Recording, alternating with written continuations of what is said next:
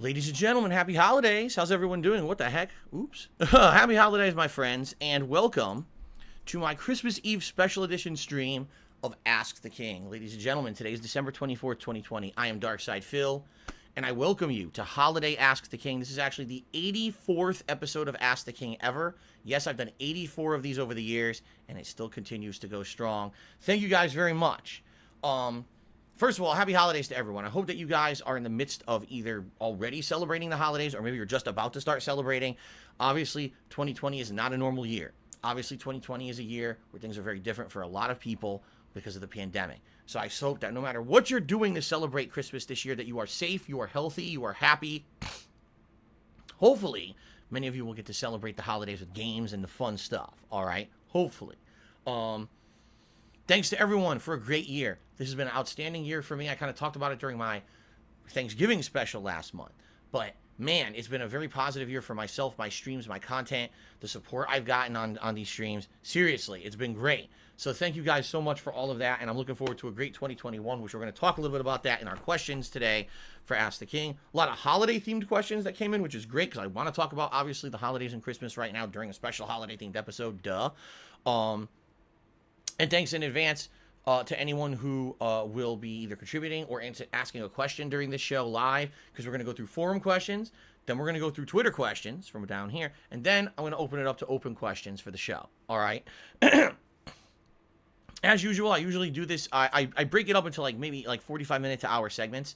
So I'll talk for 45 minutes to an hour, take a break, split the video for YouTube, etc.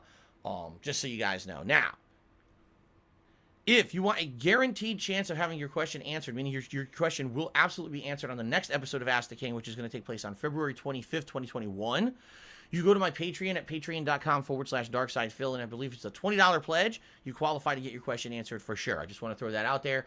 Honestly, not a lot of people pledge to my Patreon anymore because it's more stream focused these couple of years. But just throwing that out there, some people do every once in a while like to get their questions answered for sure on the show, and you will if you could do the $20 pledge to my Patreon. All right. Also, already the link is up. You can already post up questions for the next episode of Ask the King in 2 months. I'll obviously put a command for that into the stream chat of my streams when we probably hit February. But you could do it already. And in the description of this video on YouTube, I'll put the link so you can actually post up your questions. Fair enough?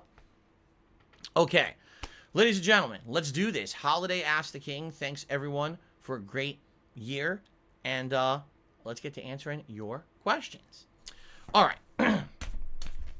The first question said, "Hey, Phil, it's been a while since I last sent you any kind of a question and watched your content. I started watching your content way back in 2010.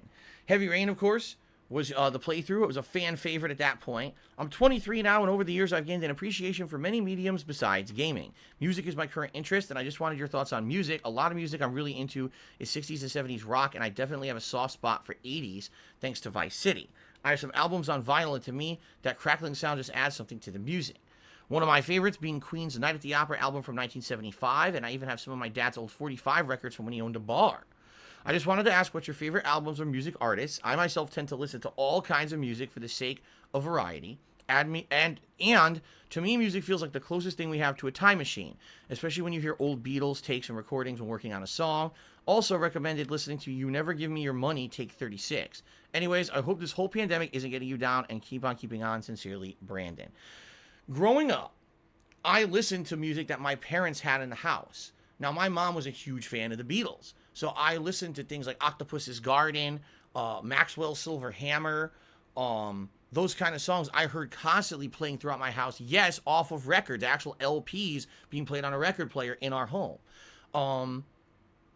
My mom also liked the big bands from back, I think it was like the first half of the 1900s. They called them the big bands. She liked that kind of music. And she actually had the Woodstock album, all of Woodstock on records, which I maybe heard her play a few times. And I never really liked any of the music on there that much. Maybe Jimi Hendrix, I liked the guitar riffs and stuff, but that was about it. I'm trying to, oh, that's right, people are saying, where's the vest? I forgot to put on, oh my God, I forgot to put on a vest. Okay, hold on, let me get the vest since people are freaking out.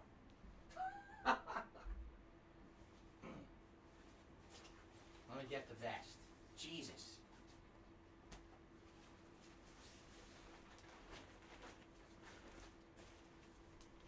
All right, I got the vest. Yikes. So that's the kind of music I was listening to growing up. That was in my house because my mom liked it. Also, my parents got the Time Life Christmas album, which basically had all kinds of classic Christmas songs. Bing Crosby, and people like the Rat Pack, but also like famous country singers, all singing Christmas music, and we would listen to that around Christmas time. So I actually heard people like Frank Sinatra singing Christmas songs and stuff when I was a kid. Then when I was growing up, weirdly enough, my parents got me these albums. I'm not even kidding you. Quiet Riot, Come On Feel the Noise, I had on a little record that I played, and I loved it. And also I had Queen, Another One Bites the Dust, I had a little record of that I would play. And a mini record player that I had that would also play like kids stories and stuff. Why they selected these records to give me, I have no idea, but I had them and I listened to them all the time when I was a kid. When I finally became a teenager and I started listening to music for myself, what was popular in the 90s? Rock, alternative rock, grunge rock. So bands like Nirvana, Stone Temple Pilots, Bush, stuff like that was all the stuff. Anything that was basically played like popular rock on MTV and shit. That's what I was into. And then later on, there's a Collective Soul and stuff like that I got into. But honestly, you know, when I went to college, all my friends started listening to rap. Now, I'm not a fan of rap, but I'm more of a fan of rap from the 90s than rap from today, because I don't feel rap from today is rap. It's just like pop culture crap manufactured in a studio. At least the rap in the 90s, when you listen to it, there was usually a message behind it. These were people who came from nothing, who came from the ghettos, who came from living a life of crime, drugs, and they wanted to make something for themselves. And so they would make these songs that actually kind of were representative of the life that they were living, and it had a meaning. Today, the rap doesn't mean shit. Just like most music today, I feel, has no meaning. It's all pre-manufactured garbage made in a studio to have a little kick that everyone listens to. Back then, I feel like in the 90s, at least music had some meaning behind it. But that's what I would listen to. I basically would listen to rock, alternative rock, that kind of stuff. And then later on, my friends got into rap, and I listened to some rap like Eminem, Dr. Dre, Snoop Dogg, that kind of stuff. And then I'd say probably around mid-2000s, I just stopped caring about music. I got heavily into gaming, competitive Street Fighter, internet-style culture, and I didn't really care about music anymore. And I haven't actively bought any music in the I couldn't tell you the last time I bought a song. I just couldn't tell you. And I don't mean that I legally download music either. I just don't listen to music like that. Now, my wife and I do listen to music, but what it is maybe my wife comes home from a stressful day at work, and we put on some relaxing music, whether it could be cultural music from all around the world, whether we put on like nature sounds or like ambient music. Recently, the last few months, we've been listening to like cafe style music, where it's mostly like jazz and stuff like that. And right now, we've been listening to Christmas music that's more relaxing jazz renditions of classic Christmas songs. So that's what we kind of listen to now to just kind of relax. But I don't actively listen to music anymore. You know, when I was younger, I did. So there's your answers. And by the way, to this day, I love the Beatles, stuff like that. Like my mom grew up listening to it, so I hear a Beatles song, I'm like, oh, I like that, man. I love the Beatles stuff, you know.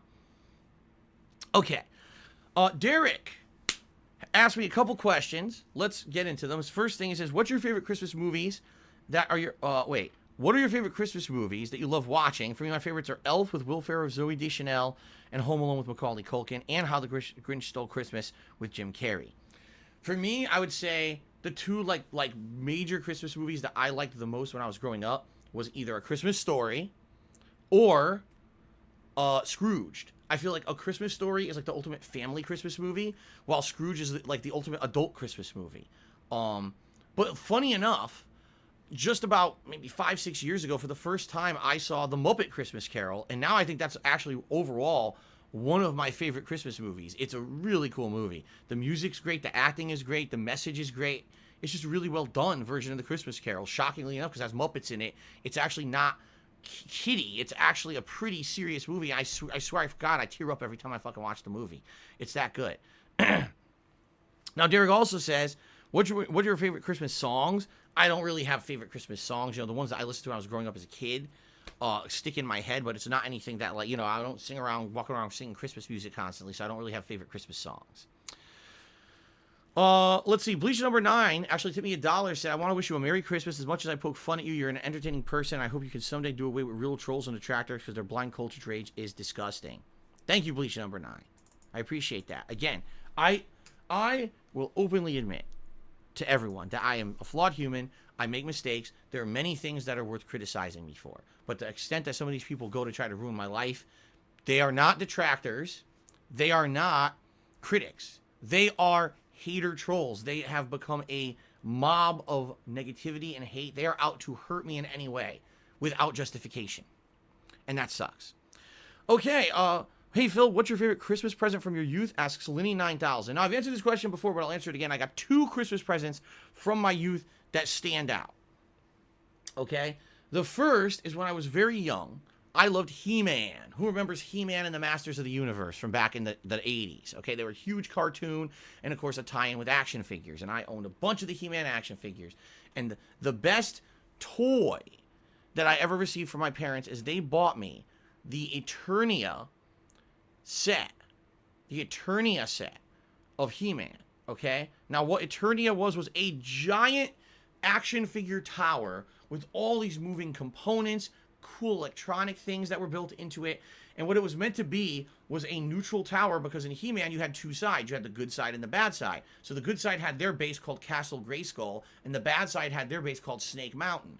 Well, it was always, well, we're either going to fight at Castle Grayskull or we're going to fight at Snake Mountain. Well, they built this middle set that was twice as big as both of those. And they actually could connect. You could actually connect Snake Mountain and Castle Grayskull to this middle set. So you basically had a giant connecting playground now. It was like having continuity between toys, which was pretty much unheard of at the time. It was really sweet. And I remember on Christmas morning, my dad and I put this thing together. We were popping pieces out of plastic, building the damn thing together, and playing with it. The thing was, it was so big, my mom didn't want it anywhere around the house downstairs, so we had it in the attic. We actually had it built in the attic. And the thing was, I couldn't just go up to the attic myself because there was potential I could get hurt or fall or whatever. So basically, like once or twice a week, my dad would go up in the attic with me and supervise as I played with this Eternia playset. It was neat. Admittedly, though, see, here's what people are probably thinking, what? Like, you can't just play with your toys? No, like, when I was a kid, I was growing up, I was supervised. How much I could play with toys, how much I could play video games. Like, I wasn't allowed to just have free reign to do whatever I wanted, because I was always told you got to do your homework, you got to do chores, you got to do this or that. It was a household that was balanced with discipline, you know? So I wasn't just told you could just play with the Eternia playset whenever you want. It was, you have scheduled times when you can go to the attic and play it. But that was like, I didn't know any other kids who had this thing, because it was expensive. This thing was fucking really expensive at the time. I think it was a few $100s. For this giant playset. And it was neat that my parents got that for me and helped my dad set it up for me and everything. It was really nice of them, okay? The other thing that I remember being probably my favorite Christmas present of all time was the Super Nintendo. When I got the Super Nintendo and I opened it up Christmas morning, and the Super Nintendo came with Mario, Super Mario World, and I'm trying to remember what else I got with it, because I always forget. I don't remember what other games I got for it when I first got my Super Nintendo. Or if I just got the Super Nintendo because it had Super Mario World, I didn't need another game. I can't remember. But I just remember unboxing it and, you know, hooking it up, playing it. And I played Super Mario World all day, Christmas Day. My parents were cooking, the house smelled great, and here I am playing this amazing platform. You guys have to understand, the jump of graphics from, like, Nintendo to Super Nintendo was insane. It looked like more than twice as good. This looked like you're watching, like you're playing an interactive cartoon versus you're playing a bunch of boxes. It blew my mind how good the Super Nintendo looked, and I loved Super Mario World. I just remember unlocking alternate paths that day and everything, and I was like super excited playing the game and having so much fun. And of course, Super Nintendo, in my opinion, the best console of all time, had the widest variety of games. Once a week, my parents would go grocery shopping, and every other week, we'd go to the video rental store, which was built into the grocery store, and my parents would rent me a game, and I would get so many different games for Super Nintendo. That was the gift that just kept on giving over and over. Like, so many years, I got so much out of that. So there you go. Matthew Wilk, or Wilkie, tip me $5. Said, are you getting the KFC console? No, because it's not a console. It's a gaming PC, and it's obviously a joke. It's not going to be amazing or anything, and probably it'll be super expensive and not openly available. Thank you for the $5 tip. Vroom Vroom chewed again. He says, you needed to schedule time to play with a $1,200 toy so you wouldn't hurt yourself. Your childhood sounds like a South Park character. It wasn't a $1,200 toy. I said it was a few $100s, not a $1,200 toy. It's insane. And no, it's not that I would hurt myself with the toy. It's the attic. Our attic was not a finished attic.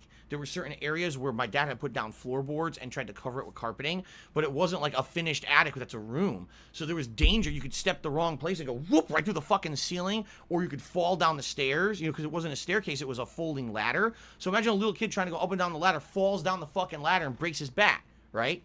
So that's what it was. It wasn't an issue of, oh, Phil can't play with toys by himself. It was going into the attic was dangerous. Thank you, Stinking Burrows, for a 310-bit cheer. That's the biggest cheer of the day. Let's get that up on the leaderboard. Appreciate that, Stinking Burrows. Thank you very much. How much is 310? Thank you, Stinking. Thank you, Stinking. And no, I don't think that you stink, but your name is Stinking. Okay. Next question. Have you ever been... Oh, Golden Nobles asked 2 completely different questions. Let's answer them both. We'll start off with this one. Have you ever been to any sporting events excluding wrestling? Yes. A couple times I went to local basketball games. I think one of them was a charity event, and it was like the police versus the firefighters back, way back in the day in Connecticut. That's that story that I've told you guys. I won a raffle for a bike at this event. I went to a few hockey games for my friends who actually played hockey, and I watched them play. And I went to 2 different Mets baseball games back at Shea Stadium when Shea Stadium still existed in New York City. Because I was a fan of the Mets in the late 80s, early 90s. Okay? Outside of that, no, everything else was always wrestling. Pro wrestling. And I went to like maybe 3 wrestling shows, I want to say, 3 or 4 over time. Yeah. Okay. Did you ever go to any parties back in your school days? I went to a few birthday parties, my friends from school, and I had birthday parties my friends attended and stuff like that. Was it anything major? No, because we didn't... When I was in high school, I wasn't part of the in crowd who would have a big party or anything. It was me and my 5 of my friends would always just get together and do whatever we wanted. Play video games, drink, smoke, fucking, whatever. And, we were kind of had our own little clique. So we weren't going to parties of the big popular kids. Instead, we just did our own thing together. Okay. Tyler Simba asks, hey, Phil, I'm wondering if you've ever seen the original Looney Tunes before. What's your favorite segment on the show? I love the original Looney Tunes. I mean, I grew up watching them. They were all over the TV when I was a kid, even though, yes, there was other things like the new versions, like Tiny Toon Adventures and stuff like that. The originals are the best, okay? For me, my favorite Looney Tunes characters, first of all, the Wile E. Coyote and Roadrunner episodes were some of the best. Because they were, what was his name? Chuck Schultz or whatever his name was? Whoever that was, he had the best art style in my opinion. And the writing of the gags with the coyote were always really funny, I felt. So I loved those. And I also loved Daffy Duck. Why? Because Daffy Duck, even though he was meant to be like a silly character, was like the ultimate like sarcastic character who was doing bad stuff. But then he would try to justify what he was doing. And I always thought that was funny, that how he would try to like play off what he did. Oh, I'm not a coward. Oh, I'm not greedy. But he was like the villain almost. But he was one of the main characters. I liked that about that. It was kind of like an anti-hero kind of a character. Sarcasm, constant sarcasm in the cartoons he was in as well. So that's the kind of stuff that I liked. Oh, it was Chuck Jones, not Chuck Schultz. Chuck Jones. Thank you.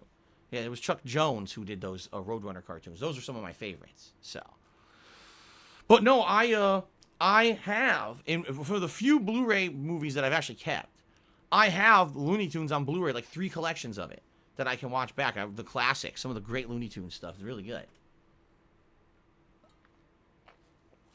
Okay. All right, here's a big question. Get ready for this one, guys. Hey, Phil, I've been a fan of yours for years, but I can't catch your streams because of my schedule. I saw your pre-stream today on YouTube. You asked for input. Recently, something irked me with your videos. With YouTube's abundant ads in every video, I can't but help but notice your content has a low volume compared to everything else. I have to turn my volume higher than usual to hear you. And then I have to switch over and lower my volume for other content. Could you please increase your gameplay volume and mic input volume on your videos for a month and see how it fares? If If you don't believe me, compare your own videos to other similar content and you'll see your volume is lower than normal. Happy holidays. That's from Papaya Salad. That is true. That is absolutely true. People have told me this for the past 4 or 5 years. This is the case. Here's the problem. Actually, a few months ago, I tried to see what we could do to fix this. I think the issue, it comes from my microphone setup and this particular receiver unit that I use. Right now, my voice sounds good, right? If I raise the volume, which I have, I tried to do this a month or two ago. If I even raise the volume a little bit over there, all of a sudden, it's blaringly loud and distorted. It doesn't, like, and by the way, the volume is turned up a lot on this microphone setup. Okay, it is. It's very high right now. And, excuse me, my microphone volume is maxed in OBS. So OBS maximized volume. In the actual hardware, it's turned pretty heavily up. Okay, now, like I said, I tried to change that about a month or two ago. Someone said, I turned it up, and everyone said, oh my God, my ears, I can't take it. So it doesn't seem to be adjustable. It seems to be it's the hardware. Something with this hardware only lets it go to a certain level, and then if I try to adjust it even further, it just gets way too loud and distorted. So I'm stuck. Like, I wish I could make my volume louder right now in OBS. I can't right now as I'm talking. The bar moves. You know how there's a bar, it's green, yellow, red. It goes all the way up into the yellow right now when I'm talking. If I even adjust this a little more, it goes into the red, and that's when my voice gets distorted. So I don't know what to tell you. Like, I could right now, when I play games, typically the volume is about 50 to 60% volume of what's available maximum volume for game capture. So the game volume I could up, but then you wouldn't be able to hear my voice. And I don't seem to have the ability to change it. I don't know why. I'm just going with the equipment that I have or whatever. Now, I understand what you're saying. You're saying you have to turn the volume up to hear me. And then when an ad plays, all of a sudden the ad is overwhelmingly loud. I'm sorry. I wish I could help that. And by the way, Papaya Salad is it's very nice of you to watch the videos with the ads enabled. Most people don't. I know a lot of people just use ad blocker. And, you know, when the ads are enabled, obviously I make a little bit, a minuscule amount of profit on YouTube from ad revenue. But I don't know what to tell you. I wish I had a solution for it. I tried, and from my end, it doesn't seem like there's anything I can do. If I up my mic volume anymore, it distorts the audio completely. And unless I completely from the ground up buy a whole new microphone setup. Here's honestly what I think is kind of messed up. All right. There's so many people who do this on the internet. There's so many people who are content creators. There's almost no common information shared about hardware setup. I mean that too. Like, you'll search and you'll say, one person will say this is a good setup. One person will say this is a good setup. Oh, how about that top streamer? What do they use? No information on the internet about it at all.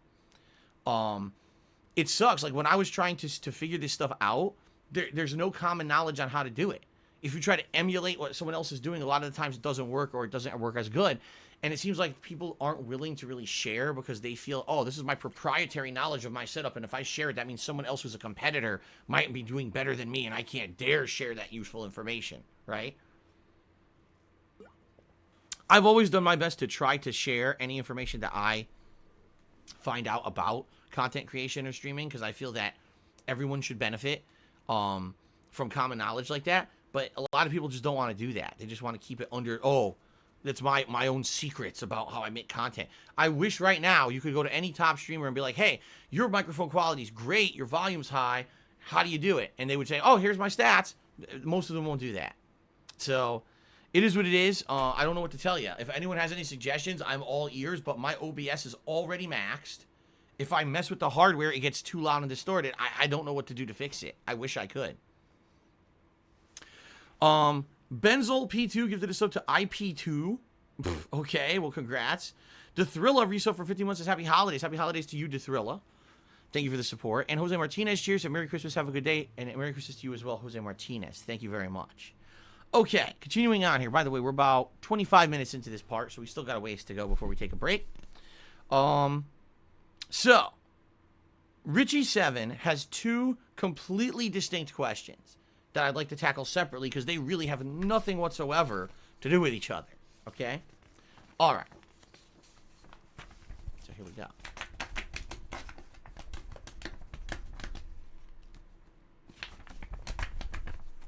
Okay.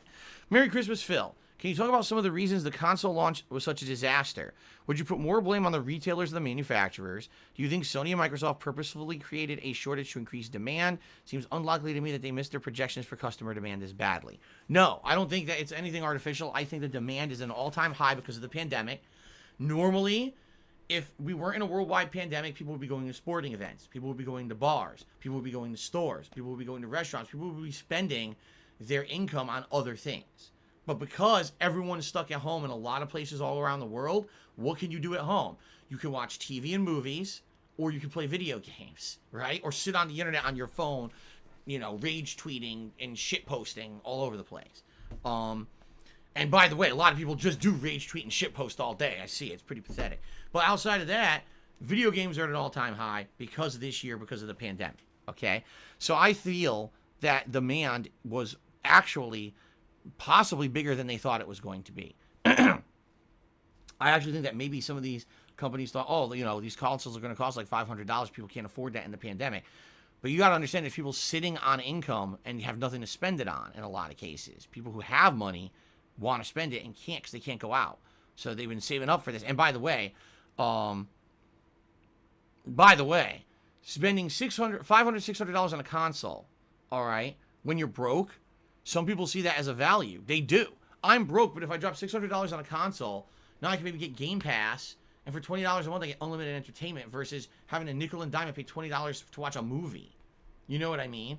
Some people actually see it as a long-term investment in value. Even though they're broke, they'll still spend the money for the console. It's based on hype. It's based on many factors, okay? No, I don't think it's Microsoft and Sony saying, oh, I thought there would be no demand. I think it's just there's monster demand, and they just couldn't make enough. You know what I mean? Like, in the current worldwide climate of how things are with the pandemic, they could not make enough for the console launches. It is by far, by the numbers, the PlayStation 5 is the biggest console launch of all time. It sold more consoles in a short amount of time than any other console. All right?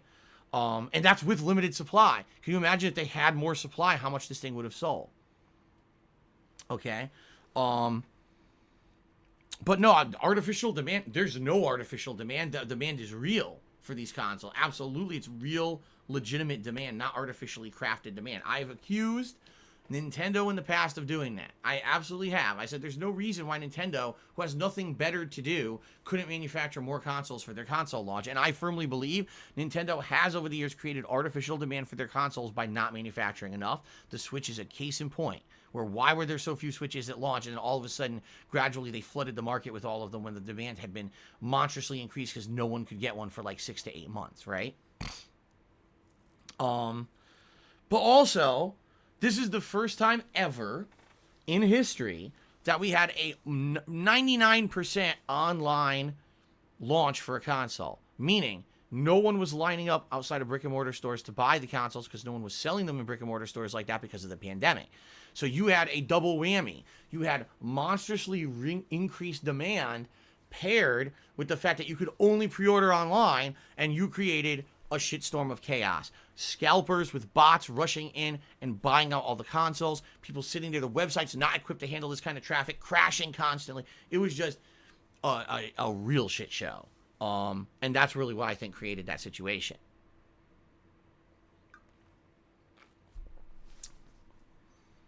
Okay, also, his second question has nothing to do with the first, so here we go. He says, I heard you talk about this a few times. It seems you have strong distaste for romance missions or character love relationships in games. I agree with you that the waifu phenomenon, to the point where you're actually physically attracted to and have romantic feelings for a character, is quite odd and probably not that healthy. However, wouldn't you agree romance missions or relationships, when done right, can have a meaningful impact on character development and a depth to the story progression? If you're simply role-playing the character to enjoy the story, why should romance or anything else that a character does, for that matter, have any bearing on a real-life relationship? Sadly, people misrepresent and misunderstand what I say all the time on this subject, because drama. Oh, I want to cause drama. I want to make Phil look bad. I want to say he said this or do that and spin it in a way that's not true, okay? Here's my feeling on romance missions in games, okay? It's much like the same thing with romance in TV shows or movies or whatever. It's fine if it's part of critical story development and character development. If it's very important and in character to what's going on in a game, or understanding a character or whatever, if it's critical to the plot, it's great. Have it in there. I'm okay with that, right? Now, obviously, I don't want to see gratuitous, over-the-top sexual scenes and shit in video games at all. I think that has no place in a game, or if it's in a game, have it as a prerequisite that everyone knows it's there so that you don't have to do it. It's not mandatory to see nudity and sexual scenes in a video game, okay? That should be everyone's choice to whether or not they want to see that in a game that they're playing, but still be able to enjoy the rest of the game, okay? But romance in general, it's fine. There's nothing wrong with a romantic relationship in a video game or anything like that, okay? A TV show, and there's nothing wrong with that at all. And actually, some of the games that I've played over the past couple of years, as long as it's done well, and I've said this, I've called it out when I felt it was done well. Oh, it was done well, it was well written or whatever. The problem is, too many games these days are trying to cater to an audience of people who obviously are seeking out that virtual relationship in a game. You know, I played this game because of the waifus, and I could have the virtual relationship. I could lust over a virtual character. It's ridiculous, okay? In my opinion, that's ridiculous. I would never seek that out, and it's not something that I'm going to do at 38 years old. As a married man, I could give two shits about that content. And when I'm playing a game that has that content in it, for example, Fire Emblem Three Houses. This is a perfect example of this. The game is a great game. It's well written. It's got good character development. If you actually do the side missions that build the relationships between characters, where you get to know them over the course of the game, it's really well done in that regard. And actually, some of the characters go from being like, oh my god, I'm antisocial or whatever, to by the end of the game, they're like fully blossoming adults with healthy relationships and everything. And that's great. That's really cool to see that character development. The game does have the ability to have romantic relationships, but it's completely optional and it's superfluous to anything meaningful in the game. You could play the entire game without them. It doesn't matter. You could play the game with them. Doesn't matter. It literally doesn't improve the game at all. It's the same game. So if you want that, great. Have that content. I don't care. And I'm not here to tell you that it's wrong to like it. But I don't want that content. As a content creator, I should be able to play a game how I want. And if I choose to skip certain content or ignore the fact that there may be an optional romantic option or relationship, I should be able to skip it and not be shit on by the internet saying, he said he's afraid of romance and this and that. No, I just don't care about it. I have romance in my real life. I don't need virtual romance in a video game. Now, if in the game there's two characters who are main characters and they have a romantic relationship and it's developing or whatever, that's fine. You're right. I'm able to separate the fantasy of the video game from the reality. I'm not the character in the game getting into a romantic relationship with that person. That's stupid to even think that. Sadly, there are people who take it to that level and they think, I really am that character and I'm having the virtual waifu romance. I don't have that association in my brain. That's really stupid, okay? But here's an example. Fire Emblem Three Houses. It's well done. Why? Because if you want to do that, you can, but you can also ignore it, and it doesn't affect the game at all. Last of Us 2 has two gratuitous sex scenes in it that are insanely cringeworthy, are out of character for one of the main characters, and in the other case, makes the character a complete fucking scumbag because the person they're sleeping with has a pregnant girlfriend. So it's like, oh my god, yeah, you want to know why I don't like those scenes? Because they're awful. They prove that the characters you're playing as are terrible fucking people, and I actually want to punch them because they're terrible people. I don't want to play the game anymore because you made me feel bad that these scenes are even in the fucking game, right? So there's a big difference between how these things can be implemented in games. If it's part of actual natural development of the game, and it's a naturally occurring thing in the plot, and it's the relationship of two characters blossoming, and it's part of character development, that's fine. I have no issue with that. But if you're telling me there's forced sexual content, there's content where, it's, again, that waifu thing is a critical part of the game, you have to do it, that annoys me, okay? But that's the thing. I now have elaborated on my thoughts intelligently. Anyone who's mature will listen to that and be like, oh, I get it now. Phil's not totally against romance in games. In fact, it makes sense. If it's part of the plot, that's cool. He just doesn't want to participate in it. If it's optional, he just doesn't care about it. He's married. He doesn't have any desires to have a virtual relationship with anyone.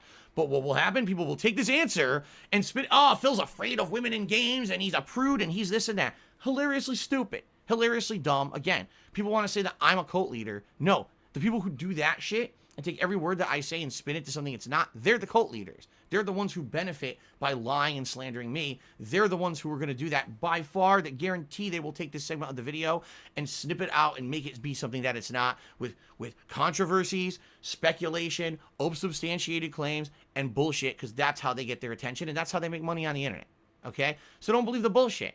only listen to what comes out of my mouth, and you'd actually know my true feelings about this stuff. Okay? Okay. Let's see here. We still got time. It's still only about 35 minutes in this video, so we can keep going with more questions. Okay. This next one is from Polish Frog. Okay?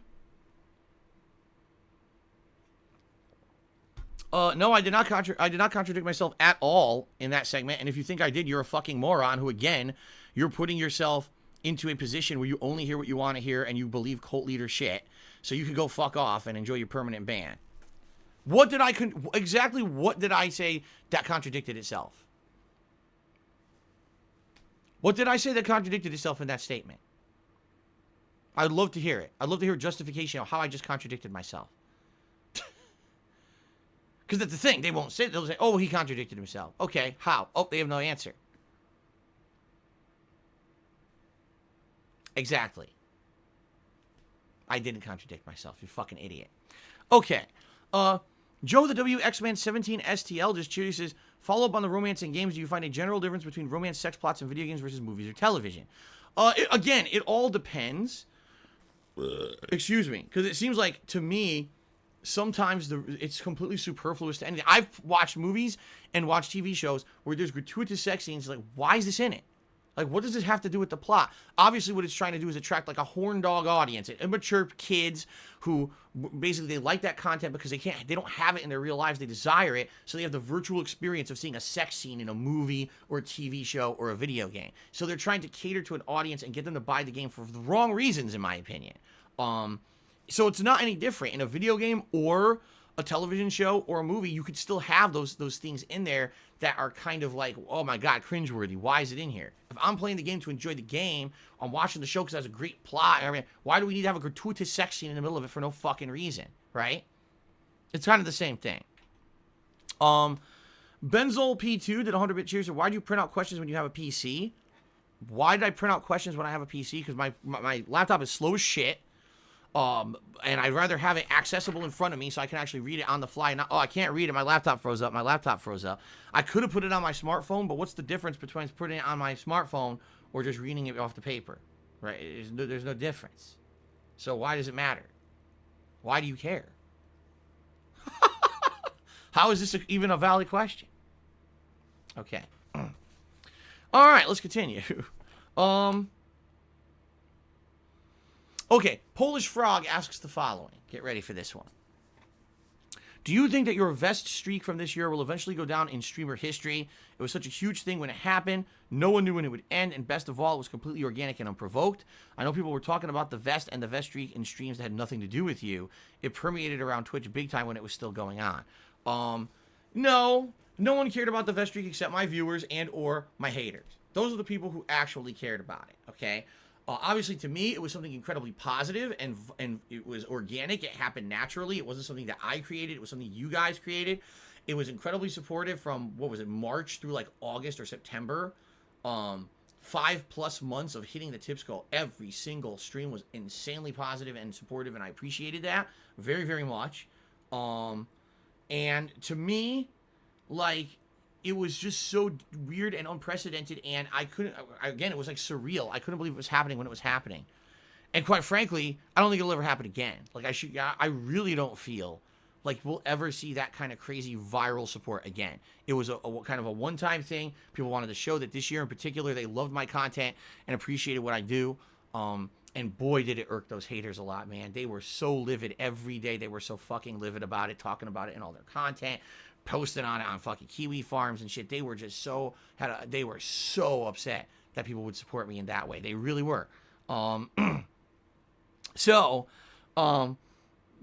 outside of the stream, it wasn't a big deal. You didn't hear big fucking streamers on Twitch talking about Phil's vest streak.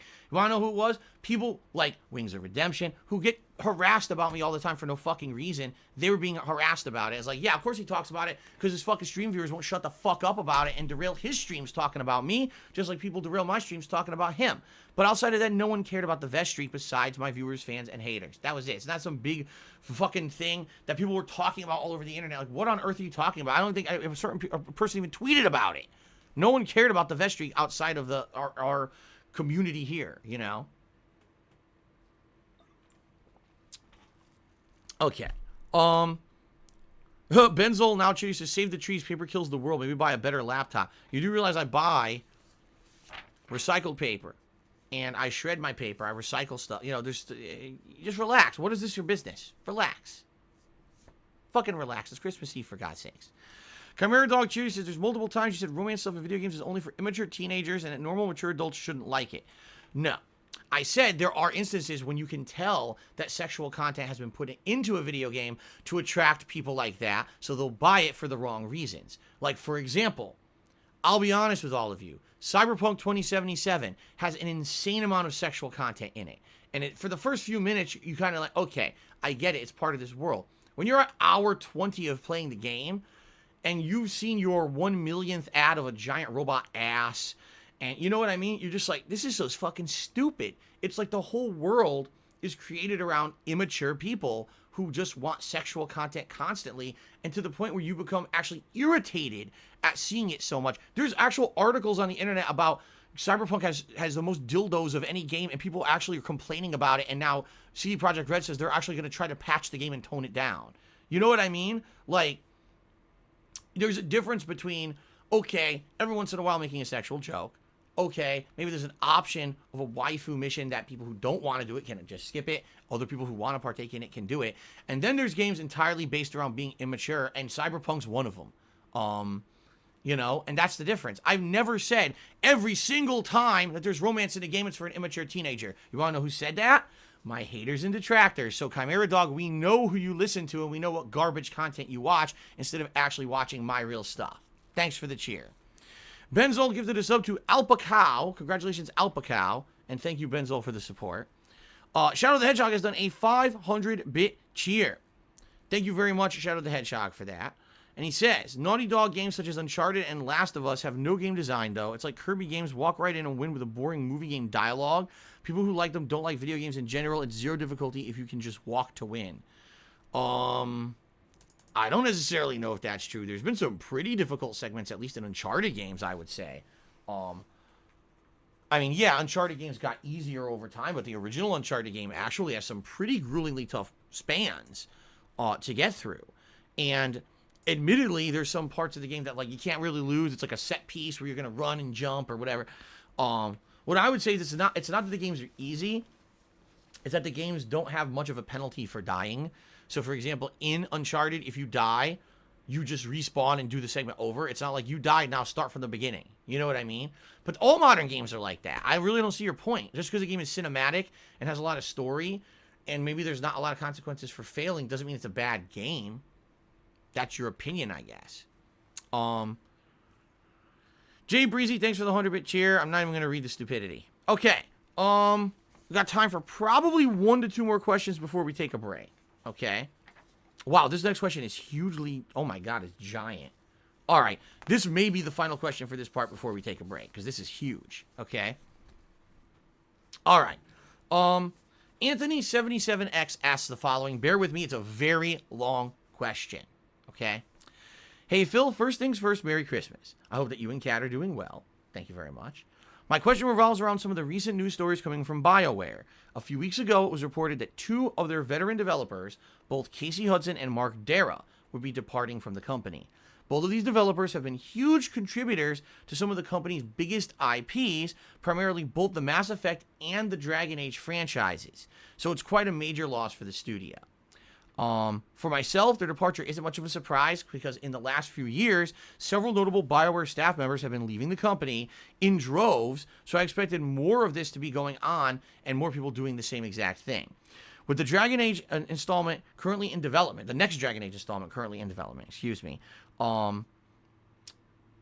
as well as the announcement of now a brand new Mass Effect game in the works, it's difficult for many longtime fans to stay optimistic about these 2 upcoming titles, given the current state of the company.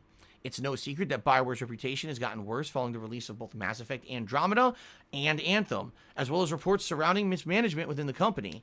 But what makes many fans even less hopeful about the future is the fact that most of the key developers who brought passion and quality to several of their previous titles are now continuously leaving the company. My question to you is, What do you personally hope to see from Bioware moving forward? While I myself hope that the company finds a way to get their act together and returns to releasing good quality RPGs, I've been having the impression that the company I once greatly admired may be too far gone and has now become a shell of its former self. What are your thoughts regarding the topic? Keep up the great work and stay strong. Well, instead of that, let's talk more about sexual content in games and detractor content. How about that? So here's what... No, we're not going to do that. Here's the thing, okay? Bioware, at one point, absolutely was top of the world when it came to RPG-style content in the modern gaming era. All right? In fact, some people would even say Bioware was responsible for taking RPGs out of a more archaic kind of a model and turning them into a modernized game with things like Knights of the Old Republic. Did they make Jade Empire? I don't remember if they did or not. But Knights of the Old Republic, and of course the Mass Effect series, that kind of stuff, right? And in fact, you can even see direct comparisons and things over the years from Knights of the Old Republic to Mass Effect, as well as the Dragon Age series, the commonalities between them and how the series have improved over time, right? We can see that by just looking at the games side by side, okay?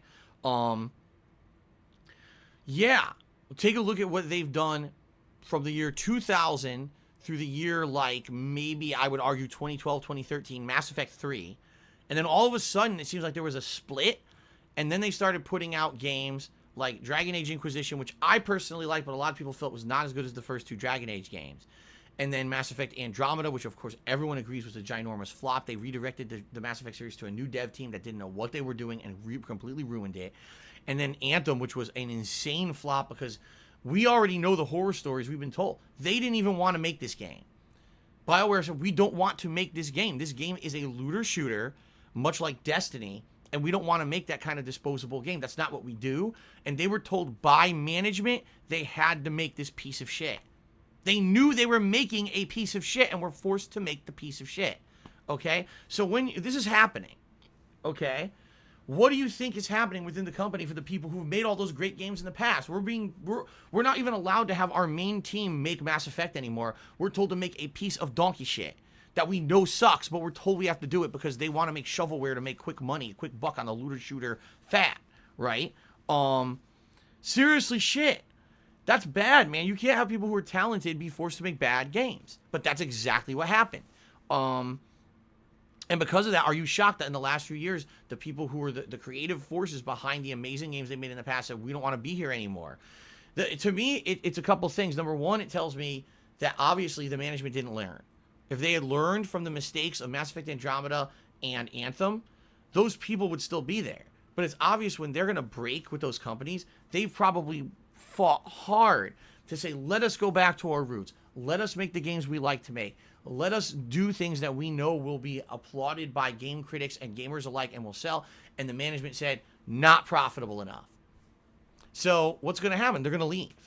You know, they're going to leave. They're not going to stay there and be miserable, even though they're probably getting paid giant salaries. That's not about the money at some point. At one point, you have to say enough is enough. I got to do what's right. I want to go make quality games again. I got to get the fuck out of here. Okay? To me, a direct comparison, all right, for me, would be Capcom. Capcom was a company that was top of the world. They had so many quality franchises. Street Fighter, Resident Evil, Devil May Cry, right? You could get probably 4, 5, 6 franchises that were giant and popular. And then Street Fighter comes back, Street Fighter 4, huge, ginormous popular game. Marvel vs. Capcom 3, huge, ginormous popular game, right? But at the same time, Capcom gets greedy and says, we have to make other games more modernized. So take Resident Evil and take it from survival horror into a third-person action-adventure game that has almost no horror in it at all. People get upset, and then sales numbers suffer because of it, right? Even though they invested so much money into Resident Evil 6, it was one of the biggest budget games at the time ever, it didn't sell nearly as well as they needed to really make it be a profitable game, and they got screwed over in that regard, okay? They make great games like Street Fighter 4 in particular, and they become virally popular. That rejuvenates the whole gaming landscape. What do? They become greedy. Let's make Street Fighter Cross Tekken and put tons of characters on the game disc that you can't play unless you pay us more money. The characters are in the game. They're physically in the game code, but you can't unlock them unless you pay us DLC money. You know? And this is what I mean. These companies get too big, too popular, and too bloated. And next thing you know, we're just pumping out games for money rather than pumping out games that are worth playing. And you get the watered-down Resident Evils. You get the crappy fighting games that came out from Capcom in the last 5 to 10 years instead of the great ones that made them popular. So now, take a look at Bioware versus Capcom. Bioware, Mass Effect Andromeda was shit. Anthem was shit. Well, they're making a new Dragon Age, and they're making another Mass Effect game. Will they be any good? Well, take a look at Capcom. They're still making Street Fighter, but can you tell me Street Fighter V was anywhere near as good or as popular as Street Fighter 4 was? Of course not. They just fired Ono, the guy who was the head of Street Fighter for over the last decade and was responsible for Street Fighter 4. They fired his ass and said that you've lost your way, you're making crap games now. You see, so it's kind of the same thing where these companies get so lost in what they're good at doing, they stop doing what they're good at because they want to make a buck. And with Capcom, it's the same thing. If you're not aware, a lot of the game developers who worked on the classic Capcom games, Resident Evil, Capcom, over the last 10 to 15 years, have gradually left Capcom behind the scenes. Now, you don't hear about it because it's a Japanese company. In America, when an American company loses big, high-profile game developer names, you hear about it in the news. In Japan, they try to brush it under the rug and act like there's no problem. It's a very different cultural thing over there. So you haven't heard, but most of the people who are making these Street Fighter games, they're not the people who worked on Street Fighter 4. They're not the people who worked on Resident Evil. You know, these are different dev teams now. So can you argue that today Capcom is the same company that made those great games in the past? Not really. Can you argue that Bioware is the same company that made the original Mass Effect trilogy or Dragon Age? No. The people who were in charge of those projects are gone. These are new people making the game. So how can you believe that any kind of quality is going to be behind these games? So as a fan, just like you, Anthony, I can 100% understand where you're coming from and say, how can I have any belief, right, that these companies are going to be pumping out good games when the people who were responsible for the good games in the past are gone? And the answer is you can't. It's basically hit or miss. We don't know what's going to happen in the future. It's like taking a gamble at this point. You know, a lot of people gave Mass Effect Andromeda the benefit of the doubt and said, we'll all go buy it because it's Mass Effect. And then we played it and we're like, are you fucking kidding me? Like, this really, it felt like a fan service game. It felt like someone was given the rights to Mass Effect who didn't even know how to make a game and said, we're going to make a fan game of Mass Effect here, have full reign. And it was just a piece of shit. So I totally understand, Anthony, where you're coming from. I understand why you are apprehensive about these games in the future. I am too. I mean, I love Dragon Age. I played 3 different Dragon Age games. I liked every single one of them. I have no faith that the next Dragon Age game will be any good. The people who made those games are gone. All right, one final quick question, and actually we'll do shout-outs and we'll take a break. So this question is from Botch Specialist. He says, do you think you'd ever try streams where you're talking to viewers the entire time and no gameplay as opposed to the pre-stream gaming format you have now? I think you might enjoy trying it. Merry Christmas to you and your family. Stay safe. If you mean just talking, that's exactly what I do in a show like this, Ask the King. If you mean actually just directly talking with my audience, this year there have been a few late night streams where either things didn't come together for whatever reason, or maybe I beat a game really quickly, and I just did hangout sessions where people just talked with me and shot the shit for like half an hour, 45 minutes to an hour. Do I schedule those things? Not really. Because quite frankly, like we said, pre-streams, that's pretty much what it is. People talk to me and we have discussion or whatever. And Ask the King I do every other month, and this is a dedicated show just for that kind of thing. But if it was desired that people just wanted to kind of talk directly to me, you know, in the conversational tone, rather than kind of Q&A, you know, we could do that too. I'm okay with that. Why wouldn't I do that every day during the gameplay, right? Okay, let's see here. Oh, a lot of cheers came in, and I have to read these because, man, they're all backed up now. Hold on. Let's see here. Alpacow cheered and said, my friend Bullock said you're the best streamer. Well, thank you, Alpacow, for the cheer. Tell Bullock I said what's up. I have no idea what that's a reference to. Whisker Biscuit cheers and Merry Christmas. When Santa slides his fat ass down the chimney, he finds the jolliest assholes this side of the nut house. That is a National Lampoon's Christmas Vacation reference. Very nice. Very nice one, Whisker Biscuit. Thank you for the cheer.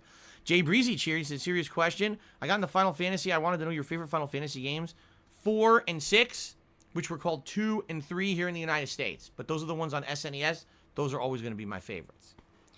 Chimera Dog cheered. He says, anytime anyone asks you to do romance in Yakuza 6 or recently in Fire Emblem, you'd say no. That's right, because it's optional.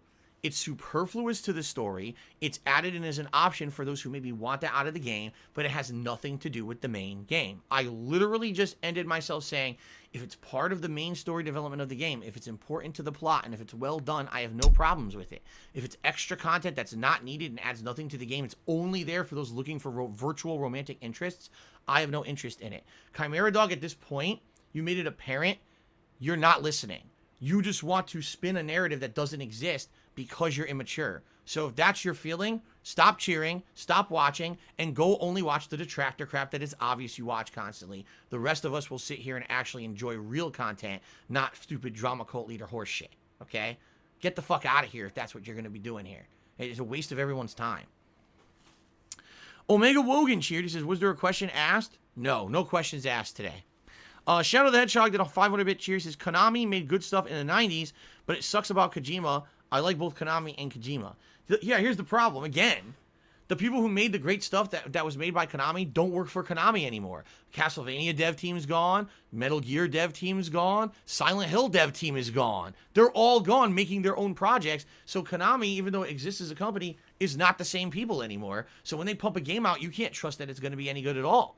In fact, they just had an announcement. The Silent Hill dev team is making their own stuff, their own indie studio. They're making a new horror series. It has nothing to do with Silent Hill because they left.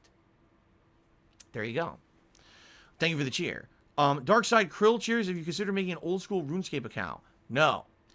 Gene. Oh, hold on a second. Oh, I can't. I can't do no. Want to know why I can't do the full screen no? Because this is the screen I would use to do it. I would always have Ask the King set up as full screen, giant close up, and go no to the camera. I can't do that because I have set up for Ask the King, so I can't do it. Well, there you go. Gene Quagmire resub for 2 months in a row, 7 totals. I hope you're enjoying the airing of the grievances. Yes, the airing of the grievances is always the best. All right. I don't know what the fuck he's talking about.